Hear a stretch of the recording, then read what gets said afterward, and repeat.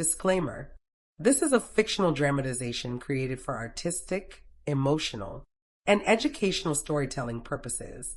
All characters and events are entirely fictional and created using AI tools. No impersonation, misrepresentation, or harm is intended. The content contains scenes of danger involving child characters. However, no real persons or minors were involved in its production.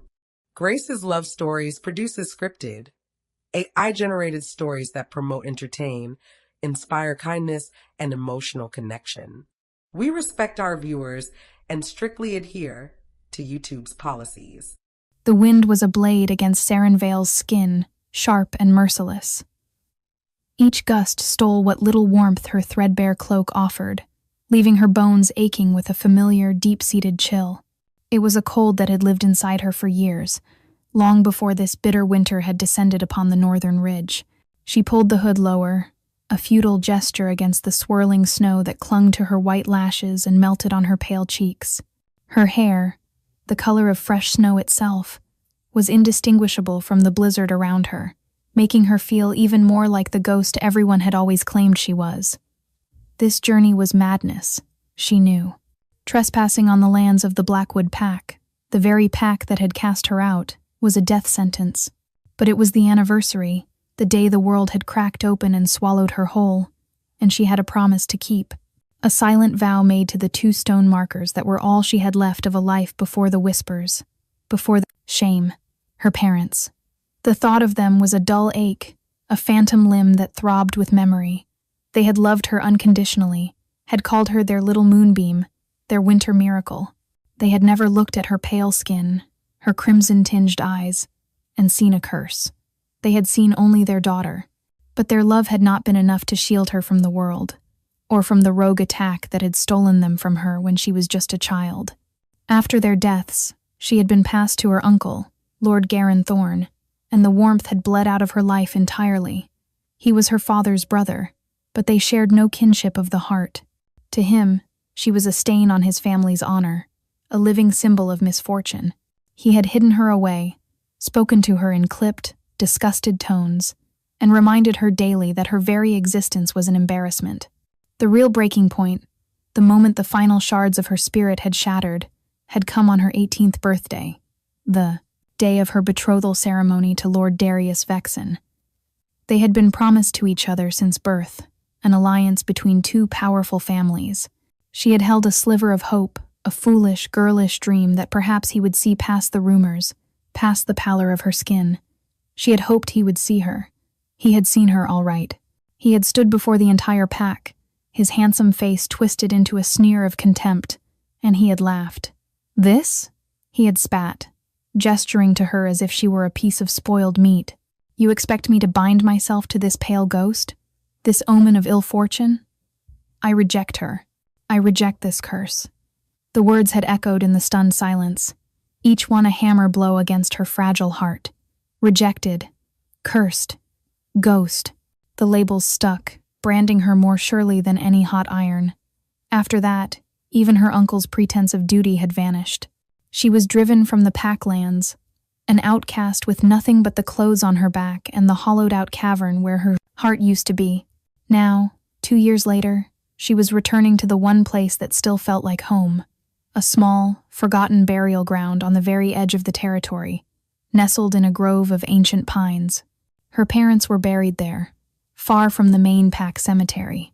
Another subtle slight orchestrated by Lord Garin Thorne. It was a place of peace for her, the only place she didn't feel the weight of judging eyes. The wind howled, trying to turn her back, but she pushed onward, her thin legs trembling with exhaustion. The hunger gnawing at her belly was a constant companion, but the need to reach them, to whisper her sorrows to the cold stone, was stronger. It was a foolish pilgrimage, a risk that could cost her everything.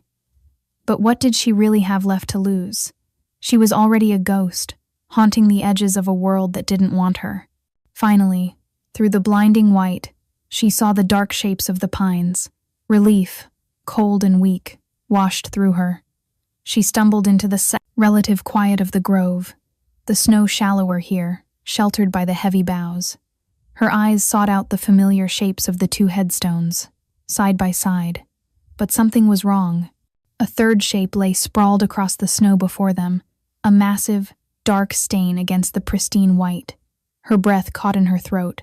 Fear, sharp and primal, shot through her. A rogue? A predator drawn by the scent of death? She flattened herself behind a thick trunk, peering into the gloom. It wasn't moving. As her eyes adjusted, she realized it was a wolf. A wolf larger than any she had ever seen, its fur not dark, but a brilliant, shocking silver white, almost glowing in the dim light. It was the color of moonlight on a frozen lake. Its magnificent coat was matted with blood. Dark, ugly gashes marred its flank, oozing a blackish substance that sizzled faintly against the snow. Its breathing was shallow, each exhale a painful-looking cloud in the frigid air. It was dying. Every instinct screamed at her to run. This was Blackwood territory. This was a predator. She was an omega, the weakest of the weak. She was prey.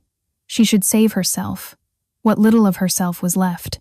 But as she watched the great beast's chest stutter with a pained gasp, something else stirred within her. Compassion. It was a foolish, dangerous emotion that had brought her nothing but pain, yet it refused to die. She looked at the magnificent creature, brought low and suffering, and she saw a reflection of her own lonely agony. Here was another being, alone and dying in the cold. She couldn't leave it. She just couldn't. Taking a hesitant step forward, she moved from the safety of the trees. The wolf didn't stir. Its eyes were closed, its massive head resting on the snow as if it had finally surrendered. "Hello?" she whispered, her voice immediately snatched away by the wind. She knelt beside it, her own cold forgotten in the face of its immense suffering. The wounds were deep, and the black ooze spoke of poison. Wolfsbane, and a potent strain at that. She had no idea how to cure it, but she couldn't just watch it die. Without a second thought, she unwrapped the thickest part of her cloak, the one piece of quality wool her mother had woven for her, and began tearing it into strips. Her hands, numb with cold, fumbled with the fabric. "I don't know if this will help," she murmured to the unconscious wolf, her voice soft and shaky. "But it's all I have." She gently cleaned the edges of the wounds with snow, her touch as light as a falling feather. The wolf flinched in its sleep, a low growl rumbling in its chest, but it did not wake. She took the strips of her cloak and began to bind the wounds, tightly enough to staunch the bleeding, but not so tight as to cause more pain. As she worked, the loneliness that was her constant shadow pressed in, and she found herself talking, the words spilling out in a quiet, desperate stream. "You're so beautiful," she whispered, her fingers brushing against the surprisingly soft, silver-white fur. "They call me a ghost because of my hair. The color of bad luck, they say. But yours is like the moon." She confessed everything to the dying wolf, the silent clearing her confessional. She told him about her parents, about the warmth of their love and the cold emptiness of their absence. She spoke of Lord Garanthorn and his cruel words, of the endless nights she had spent crying herself to sleep in the cold attic he'd called her room, and she told him about Lord Darius Vexen. The shame of that day was still a fresh, gaping wound. "He looked at me like I was vermin," she choked out, a tear freezing on her cheek. "He said I was a curse. Maybe he was right. Everything I touch seems to wither." She finished wrapping the last wound and sat back on her heels, exhausted. The wolf's breathing seemed a little steadier, a little deeper. Or perhaps that was just her hopeful imagination. The blizzard raged on, and the temperature continued to plummet. She knew she wouldn't survive the night out here alone. Her own strength was nearly gone. She looked at the massive, warm body of the wolf. It was a risk, a terrible risk. But it was also her only chance. Hesitantly, she lay down in the snow, curling her small, shivering frame against the wolf's broad back, tucking herself between its powerful legs. The heat radiating from its body was a shock, a profound comfort that seeped through her thin clothes and into her frozen limbs. It was more warmth than she had felt in years. She buried her face in its thick fur, inhaling the scent of pine, winter, and a raw, untamed power that should have terrified her. Instead, it felt like a strange sort of sanctuary, At least, she whispered into the fur, her eyelids growing heavy. We won't die alone. With that final, desolate thought, Saren Vale surrendered to the encroaching darkness, her small, pale form nestled against the silver giant, two outcasts weathering in the storm together. Saren Vale awoke to a world of jarring silence. The wind had died, and the dawn light filtering through the pines was a soft, pearly gray. For a moment, she was disoriented, her body stiff and cold but alive. The heat source she'd clung to all night was still there, a steady, living furnace against her back. Then she heard it, the crunch of heavy paws on snow, a sound that sent a spike of pure adrenaline through her veins. She scrambled up, her heart hammering against her ribs. They were surrounded. At least a dozen wolves, enormous and dark-furred, stood in a loose circle around the clearing. They were not rogues. They were warriors, disciplined and alert, their pelts marked with an insignia she didn't recognize. A silver wolf's head howling at a full moon. Fear, cold and sharp, seized her. They had found her, trespassing. The penalty was death. She looked at the silver wolf, still lying motionless on the ground. Were they here for him? To finish the job the poison had started? A man stepped forward from the ranks of wolves. He was tall and broad-shouldered, his face a roadmap of old scars, and one eye was a milky white. He radiated authority. This was their alpha. His gaze swept over the scene, taking in the wounded silver wolf, and then landing on her. His one good eye narrowed with a terrifying intensity. Saren Vale's blood ran cold. This was it. This was the end. But a strange, protective instinct, born in the shared vulnerability of the night, surged through her. She did the most foolish thing she had ever done in her life. She moved to stand between the scarred alpha and the silver wolf, spreading her arms as if her frail body could possibly shield the colossal creature behind her. "Don't hurt him," she pleaded, her voice barely a whisper. "He's already dying." The scarred alpha, a warrior she would later come to know as Commander Rogar Fenwin, stared at her, his expression unreadable. He didn't seem angry, but rather confused. He took another step forward, and she flinched, bracing for the blow. But he ignored her completely. His eyes, and the eyes of every warrior present, were fixed on the silver wolf. To her utter astonishment, Commander Rogar Fenwin dropped to one knee in the snow. One by one, the other warriors followed suit, bowing their heads in a gesture of profound reverence. What was happening? Who was this wolf that commanded such loyalty from these fearsome soldiers? The air in the clearing began to crackle with an unseen energy. It shimmered around the silver wolf, a visible distortion like heat haze rising from summer asphalt. A low groan came from the wolf, a sound of immense effort and pain. Saren Vale watched, frozen in place, as its form began to shift. Bones cracked and reformed, limbs elongated, and the silver fur receded, melting away to reveal pale skin. It was a transformation, but unlike the swift, almost seamless change she was used to seeing. This was agonizing, forced. Where the magnificent beast had lain, a man now knelt on all fours, his head bowed, his body trembling.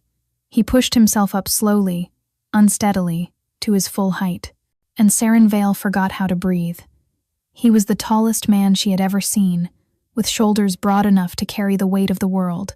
His body was a tapestry of lean, powerful muscle, crisscrossed with scars both old and new. But it was his hair and eyes that held her captive. His hair was the same color as his wolf's fur, a stunning, ethereal silver white that fell to his shoulders. And when he finally lifted his head, his eyes met hers. They were not red-tinged like her own, but the color of pure, molten silver, glowing with an inner light and an ancient power that struck her to the very core of her being. This was no ordinary alpha. This was something more. This was royalty. Commander Rogar Fenwin, the scarred warrior, rose to his feet. "Your Majesty," he said, his voice thick with relief and concern. "King, Kaelin Draven. We feared the worst. The assassin's trail went cold in the blizzard. King, the Alpha King, the supreme ruler of all the packs in the Northern Territories, a figure of legend she had only heard about in hushed, awestruck whispers. He was supposed to be 1,000 miles away in his mountain fortress. What was he doing here, wounded and alone? King Kaelin Draven swayed, and Commander Rogar Fenwyn moved to support him, but the king waved him off. His silver eyes never left Saren Vale. "I was ambushed," Kaelthorn said, his voice a low, gravelly rumble that vibrated through the snow-covered ground. "A dozen of them, hired blades, using an assassin's blend of wolfsbane. I dealt with them, but the poison, it took hold faster than I anticipated." He took a deep, shuddering breath, his hand going to the crude bandages on his side. He looked down at the torn strips of her mother's cloak, then back up at her. A flicker of something unreadable passed through his silver eyes. He addressed Commander Rogar Fenwyn, but his gaze remained locked on Saren Vale. "I would have died. The cold and the poison would have finished me by sunrise." He raised a hand and pointed a single, steady finger at her. "This Omega, she saved my life." The collective gaze of the royal guard shifted to her. The suspicion in their eyes was replaced by a wave of shock, confusion, and a dawning, grudging respect. Saren Vale felt her face flush. She wanted the ground to open up and swallow her. She had touched a king. She had spoken to him as if he were a common stray. She had huddled against his body for warmth. The enormity of her actions crashed down on her, and she began to tremble, this time not from cold, but from pure, unadulterated terror. What had she done? King Kaelin Draven took a step toward her, his movements still stiff with pain. He was a mountain of a man, and she felt like a fragile sapling in his shadow. She wanted to shrink away, to become invisible, but his silver gaze held her fast. As he drew closer, the air between them thickened, charged with that same strange energy from his transformation. A spark, bright and hot, leaped between them. It was not a physical spark, but she felt it all the same, a jolt that ran up her spine and made every nerve in her body sing.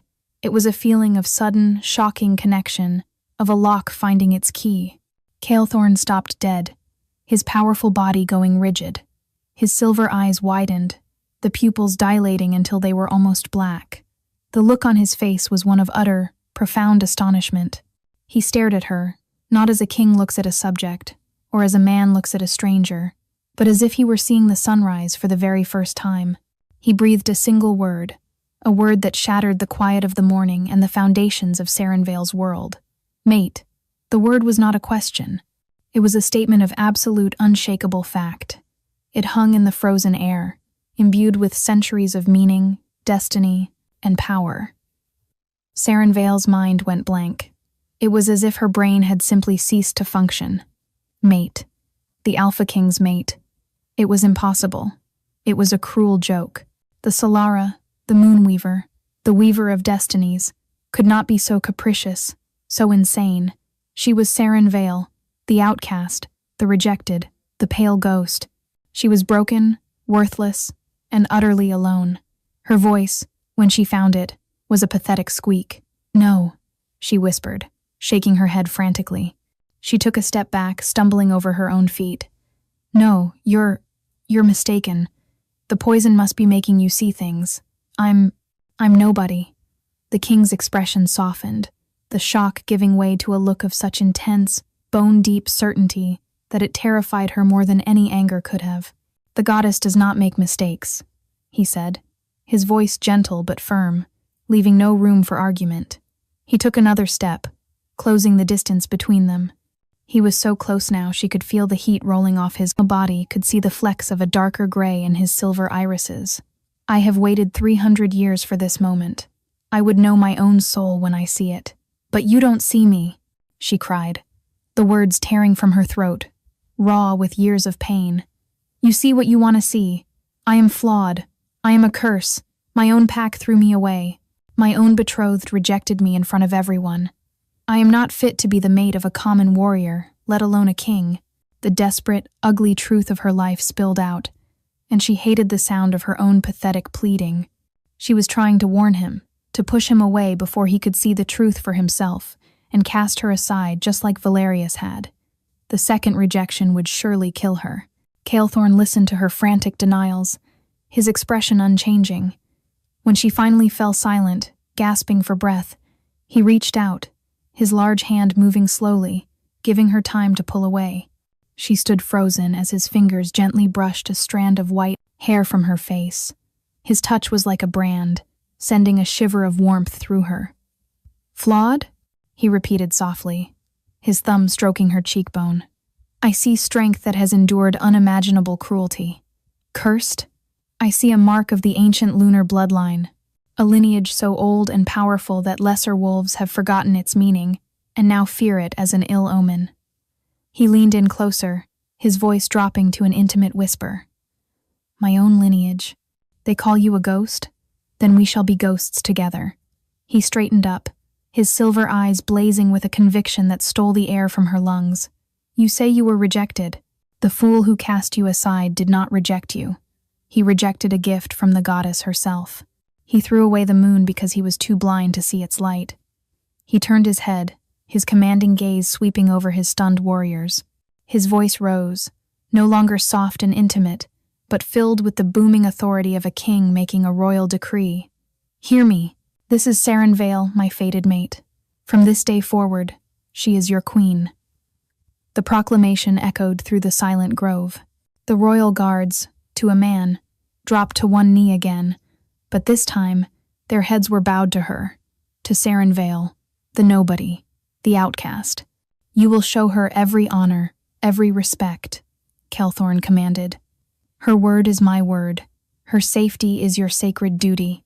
Anyone who harms her, anyone who insults her, will answer to me." He turned back to her, the hardness in his face melting away once more. He saw the terror in her eyes, the utter disbelief warring with a tiny, fragile flicker of hope. "You are safe now," he said, his voice gentle again. "I swear on my life and my crown, no one will ever hurt you again."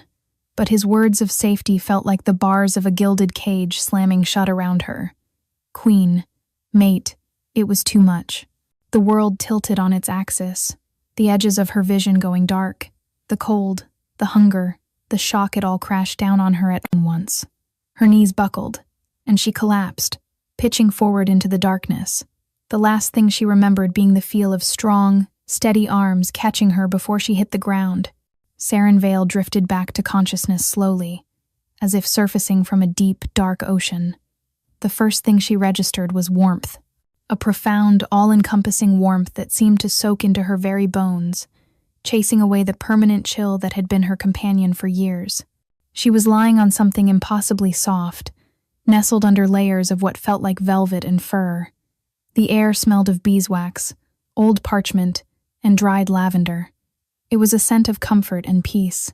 She cracked her eyelids open, wincing at the soft light of a roaring fireplace that cast dancing shadows across a high, vaulted ceiling. She was in a bed larger than the entire hovel she had been calling home. Carved wooden posts reached toward the ceiling, draped in heavy, forest-green curtains. This was not a healer's tent or a guard's barracks. This was a room fit for royalty. Panic flared in her chest, and she sat up abruptly. The room spun for a moment, and a wave of dizziness washed over her. A gentle hand pressed against her shoulder, easing her back down against the pillows. "Easy, my lady," a soft, feminine voice said. "You have been through a great ordeal." Saren Vale turned her head to see a kind-faced, middle-aged woman sitting in a chair beside the bed. The woman had warm brown eyes and streaks of gray in her braided hair. She wore the simple but well-made dress of a high-ranking servant. "My name is Miran Holt," the woman said with a small smile. "I am the head cook, but the king has asked me to look after you." The king. The words brought the memories of the snow-covered clearing rushing back. The silver wolf. The transformation. Mate. Queen. It hadn't been a dream. "Where am I?" Saren Vale whispered, her throat dry. "You are in the king's palace, in the Sunstone Citadel," Miran Holt replied, offering her a goblet of water. Saren Vale drank greedily, the cool liquid a balm to her parched throat. "His Majesty brought you here himself." Miran Holt's eyes held a mixture of awe and curiosity as she looked at Saren Vale. The news of the king's fated mate, a pale, unknown Omega found half frozen in the woods, had surely spread through the palace like wildfire. Saren Vale shrank back against the pillows, feeling the weight of 1,000 unseen eyes on her. She felt like an imposter, a stray dog brought into a temple. The fine linen sheets felt alien against her skin, the opulent room a mockery of her entire existence. Over the next few days, Saren Vale lived in a state of suspended disbelief. She was treated with a deference that was both unnerving and deeply uncomfortable. Servants bowed to her. Guards nodded respectfully as she passed. Miraine Holt brought her trays of delicious, nourishing food that made her want to weep after years of scavenging for scraps. She was given beautiful clothes, soft wool dresses, warm fur-lined cloaks that felt like costumes on her thin frame. She saw her reflection in a silver mirror and barely recognized the girl staring back. Her face had more color, her eyes were clearer, but she still felt like the same broken, worthless Omega on the inside. King Kaelin Draven was the soul of patience. He seemed to understand her fear and fragility. He did not press her, did not demand she accept her new role or the bond that hummed between them like a living current. Instead, he gave her space, but he was always a steady, reassuring presence. He would invite her to walk with him in the vast, snow-dusted palace gardens. During these walks, he spoke not of their bond or of her duties as queen, but of simple things. He pointed out the different species of winter-blooming roses his mother had cultivated centuries ago. He told her about the ancient history of the citadel, its stones laid by the Lokins, first wolves to settle these mountains. He talked about his own life, of the loneliness of his long reign. He confessed that he had begun to believe the Solara, the Moonweaver, had forgotten him, that he was destined to rule alone forever. And he talked about their shared trait, the silver-white hair and pale skin. In the old tongue, he explained one afternoon as they stood before a frozen waterfall. Our kind were called the Luanir the moon touched. It was believed we were born with a fragment of the moon's spirit in our souls. It was a sign of great wisdom and compassion. It was only in the last few centuries that fear and superstition twisted it into a curse. He reached out and gently touched a lock of her white hair. It is not a curse, Saren Vale. It is a crown. His words were a balm on a wound she hadn't even realized was still festering. For the first time, she looked at her own reflection and didn't see a flaw, but a flicker of the magic he spoke of. Yet the fear remained, a stubborn, deep-rooted weed. His kindness felt conditional, his patience finite. The ghost of Valerius's sneering face was always at the edge of her thoughts. How long before Kaelthorn realized his mistake? How long before he saw the scared, broken Omega beneath the fine clothes and decided she wasn't worthy?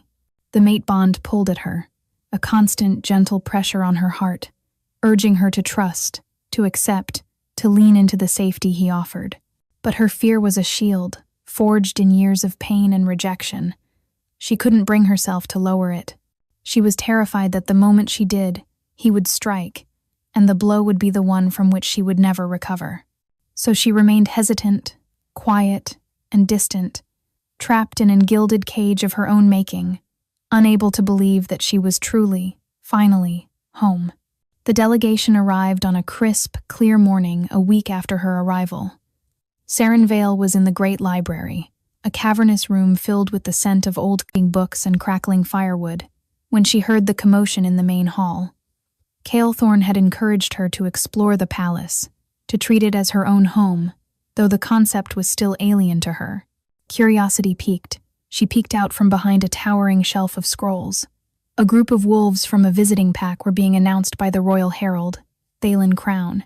They were here to pay their annual tribute and deliver reports. Her blood turned to ice in her veins when she saw their banner, the snarling black wolf on a field of gray. It was the sigil of the Blackwood Pack. Her heart began to pound a frantic, terrified rhythm against her ribs. She saw him immediately. Her uncle, Lord Garin Thorne, stood at the head of the delegation, his face set in its usual stern, disapproving lines. And beside him, looking arrogant and self-important in his formal attire, was Lord Darius Vexen. The sight of them stole the air from her lungs. This was her worst nightmare realized. They were here, in her sanctuary. She instinctively recoiled, melting back into the shadows of the library, her mind racing. She had to hide. If they saw her, what would they do? What would they say? They would expose her. They would tell the king what she truly was, a rejected, worthless Omega. And then he would see. He would see the truth and cast her out, just as they had. She tried to slip away, to find a back corridor that would lead her back to the safety of her chambers. But it was too late. Calethorn strode into the hall from the throne room, his presence immediately commanding the attention of everyone present. He nodded a formal greeting to the delegation, his silver eyes cool and assessing. And then he glanced toward the library, his gaze finding her instantly, as it always did. A small, encouraging smile touched his lips. He thought she had come to greet the visitors. Before she could signal her distress, Lord Garanthorn and Lord Darius Vexen followed his gaze. Their eyes landed on her. For a moment, there was only confusion on their faces. They saw a woman in a fine velvet gown, her white hair elegantly braided with silver thread, standing in the king's library. Then, recognition dawned. Valerius's eyes widened, and a slow, cruel smirk spread across his handsome face. He saw not a future queen, but the same pathetic Omega he had thrown away, somehow dressed in borrowed finery. Lord Garanthorn's expression soured, his lips thinning in disgust. Well, Valerius said, his voice loud enough to carry across the polished marble floor. Look what the palace cat dragged in, the pale ghost. He took a swaggering step forward, his eyes roaming over her with a possessive insolence that made her skin crawl. I must say, Saren Vale, you clean up surprisingly well. What are you doing here, little curse? Did you sneak in to steal from the kitchens? His words were laced with the same casual cruelty she remembered so well, designed to humiliate and diminish her. She felt herself shrink, the familiar shame washing over her in a suffocating wave. She wanted to be invisible. She wanted to die. Lord Garanthorn stepped forward, his voice dripping with false piety as he addressed Calethorn, though his eyes were fixed on Saren Vale with cold fury. Your Majesty, I must apologize for this creature. She is a disgrace from our pack, an outcast we banished for her own good. She has a habit of wandering where she does not belong. Valerius took another step, his smirk widening as he reached for her arm. She is still Blackwood property, technically. He sneered. Whatever trouble she has caused, we will deal with her. You will come with us now, Omega. He saw her as nothing more than a stray to be collared and dragged away.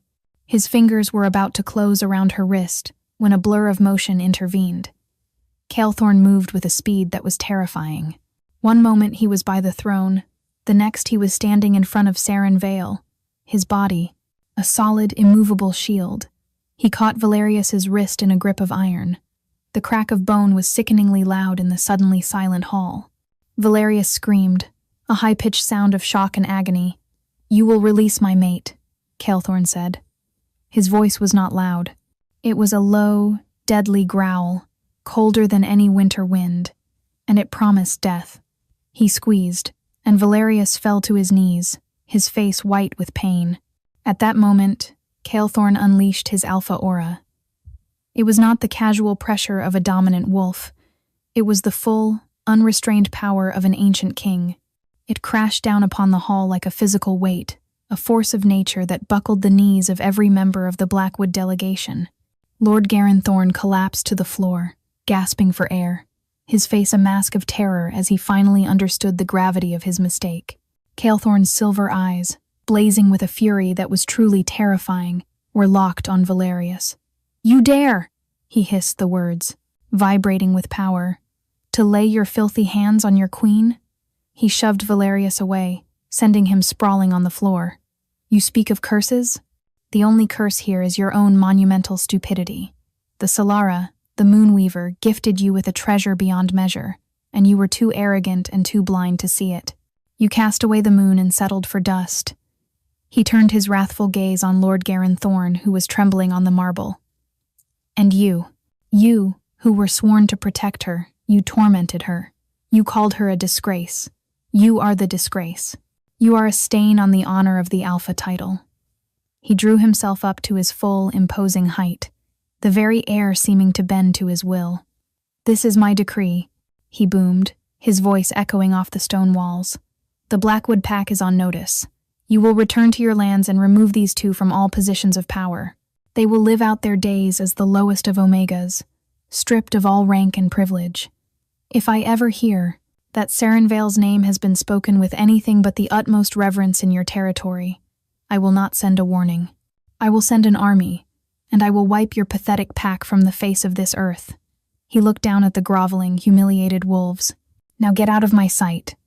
Scrambling like beaten dogs, Marius and Valerius, clutching his broken wrist, crawled and stumbled their way out of the great hall, their delegations scurrying after them. The hall was silent once more, the oppressive weight of the king's aura slowly receding. And in that silence, a single sound could be heard, a soft sob. Sarenvale stood where Calethorn had shielded her, tears streaming down her face. But they were not tears of fear or shame. They were tears of profound, earth-shattering relief. The walls she had built around her heart, the shield of fear she had carried for so long, had not just cracked. They had been utterly obliterated by the force of his fury, by the ferocity of his defense. He had not believed them. He had not cast her out. He had stood before her tormentors and called her a treasure. He had called her his queen. He had defended her. For the first time in her entire life, someone had fought for her. The last of her doubts, the last of her fears, washed away in the flood of her tears, leaving behind only the pure, brilliant warmth of the bond that connected her to the magnificent king who stood before her. As the last of the Blackwood delegation scrambled from the hall, Calethorn's rigid posture softened. The terrifying king vanished, and in his place was the man who had spoken to her of winter roses. He turned to her, his silver eyes filled with a fierce, protective tenderness. He saw her tears, and a flicker of concern crossed his face. He reached for her, his movements gentle, and pulled her into his arms. This time she did not flinch. She did not pull away. She collapsed against him, burying her face in the hard warmth of his chest, her hands clutching his tunic as if he were the only solid thing in a spinning world. He held her, one hand stroking her hair, the other resting securely on the small of her back, simply letting her cry. He was her anchor in the storm, her shield, her sanctuary. "I was so scared," she finally whispered against his chest, her voice muffled by the fabric. Her tears began to subside, replaced by a sense of calm she had never known. "I know," he murmured into her hair, his deep voice a comforting vibration against her ear. "I am sorry you had to see them again. I should have foreseen it." She pulled back just enough to look up at him, her tear-stained face open and vulnerable. The fear was gone from her eyes, replaced by a dawning wonder and a certainty that felt as deep and true as the earth beneath her feet. "You called me a treasure," she said, her voice filled with awe. He smiled, a genuine, breathtaking smile that lit up his stern features. "Because you are. You are the most precious treasure in all my lands, Sarenvale." Taking a deep, shuddering breath, she met his gaze, her own crimson-tinged eyes clear and resolute. The hesitation was gone. The internal conflict was over. All that was left was the undeniable truth of the bond that pulsed between them, a living, breathing entity of light and warmth. "I accept," she said, her voice quiet but strong, ringing with a newfound confidence. "I accept the bond, Calethorn." She saw the immense tension he had been carrying in his powerful shoulders finally dissolve. A wave of profound relief washed over his face, so potent it was almost tangible. "I choose you," she added, the words feeling more right than anything she had ever said. She needed him to know this wasn't just fate or destiny for her. It was a choice, her choice. His silver eyes shone with a joy so intense it stole her breath. "And I," he said, his voice thick with emotion, "will spend every day of my long life proving you made the right choice." He gently cupped her face in his large, warm hands, his thumbs stroking the tears from her cheeks. He looked at her as if she were the most beautiful, miraculous thing he had ever seen. He lowered his head, his gaze never leaving hers, giving her every chance to turn away. She did not. She leaned into his touch, rising on her toes to meet him. Their lips met, and the world fell away. It was not a kiss of frantic passion, but of deep, resonant homecoming. It was the feeling of a fractured soul being made whole, of a wanderer finally finding their way.